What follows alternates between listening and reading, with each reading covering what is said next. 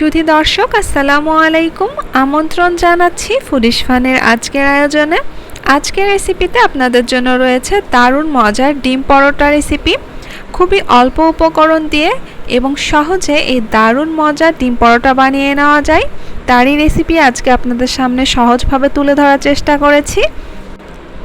একটা বাটি নিয়ে নিয়েছি, এখন এর মধ্যে আমি 2 কাপ ময়দা নিয়ে নিলাম, তবে আপনারা চাইলে প্যাকেটের আটাও ব্যবহার করতে পারেন। এখন এর মধ্যে 1 চা চামচ লবণ দিয়ে দিলাম 1 চা চামচ চিনি। এখন এগুলো খুব ভালো মতো ময়দার সাথে এইভাবে মিশিয়ে নেব। মিশিয়ে নেওয়া হয়ে গেলে এর মধ্যে আমি একটু একটু করে হালকা গরমের চাইতে একটু বেশি গরম পানি দিয়ে একটা সফট ডো তৈরি করে নেব। আর ডোটা কিন্তু ঠিক এরকম কনসিস্টেন্সিরই হতে হবে, শক্ত হওয়া যাবে না। যতটা ডো নরম হবে পরোটাগুলোও কিন্তু ততটাই সফট হবে। এখন এর মধ্যে আমি 1 চা চামচ সয়াবিন তেল দিয়ে দিলাম, দিয়ে আরও কিছুক্ষণ এইভাবে মাখিয়ে নেব। যখন ডোটা ঠিক এরকম মসৃণ হয়ে আসবে তখন এটাকে আমি ঢেকে রেখে দিব 15 মিনিটের জন্য। আমার এই 2 কাপ ময়দার ডো তৈরি করতে 1 কাপ পানির চাইতে কিছুটা কম পানি লেগেছে।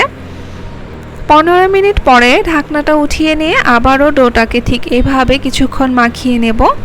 মাখিয়ে নেওয়া হয়ে গেলে তারপর কিছুটা শুকনো ময়দা ছড়িয়ে দিয়ে ডোটাকে একটু লম্বা করে নিয়ে এটাকে ঠিক এইভাবে সমান ভাগ করে কেটে নিব। চেষ্টা করবেন লেচিগুলোকে ঠিক একই সাইজের করে কেটে নিতে, তাহলে পরোটাগুলো একই সাইজের হবে।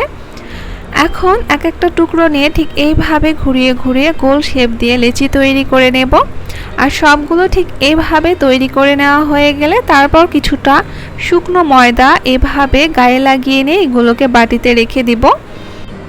এখন একটা লেচি নিয়ে এরকম করে একটু হাত দিয়ে চেপে সমান করে দেব এবং শুকনো ময়দা লাগিয়ে নিয়ে তারপর ঠিক এইটাকে এইভাবে ঘুরিয়ে ঘুরিয়ে বেলে নেব।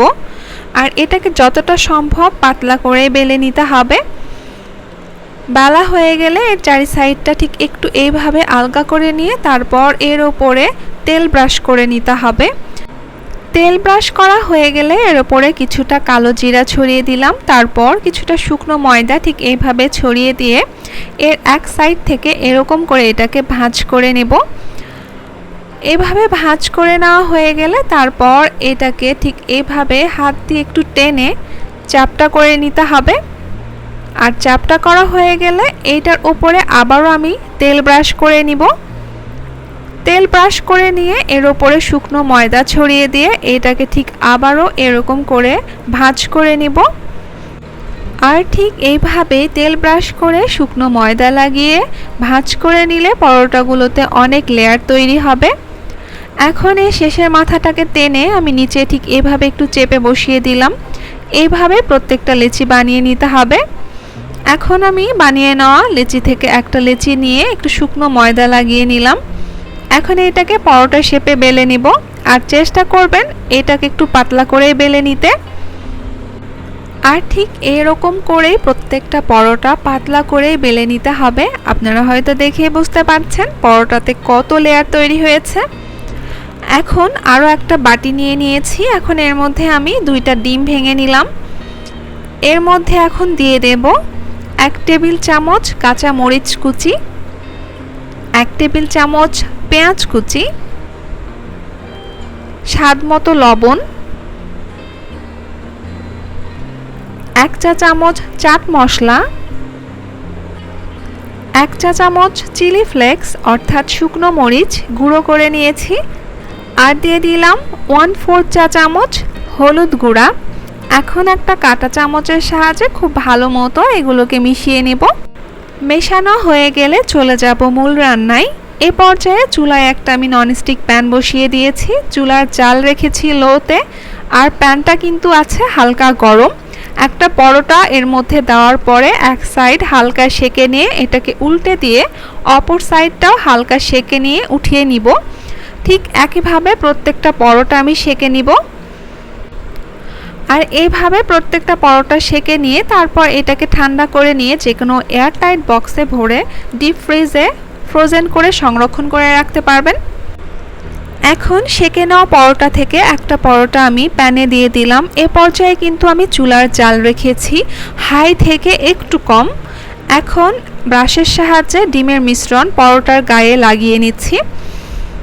কিছুক্ষণ অপেক্ষা করার পরে পরোটা উল্টে দিলাম।